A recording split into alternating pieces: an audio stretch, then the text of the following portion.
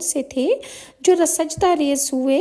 اور علامہ محشری نے روایت کیا ہے کہ ایک یہودی رسول اللہ صلی اللہ علیہ وآلہ وسلم کی خدمت میں حاضر ہوا اور اس نے پوچھا کہ اے محمد، ان ستاروں کے بارے میں بتاؤ کہ جن کو یوسف علیہ السلام نے دیکھا تھا۔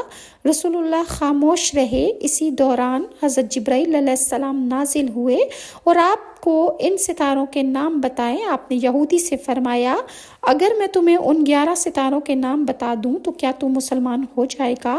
اس نے کہا جی ہاں۔ آپ نے تمام ستاروں کے نام بتائے، وہ یہ ہیں: جربان، الطارق، السیال، قابس، عمودان، الفلیق، المصباح، الزرو، الفرخ، وساب، ذوالکنیفین۔ حضرت یوسف علیہ السلام نے ان ستاروں کو دیکھا اور سورج اور چاند کو دیکھا جو آسمان سے اترے اور ان کو سجدہ کیا۔ یہودی نے کہا، بخدا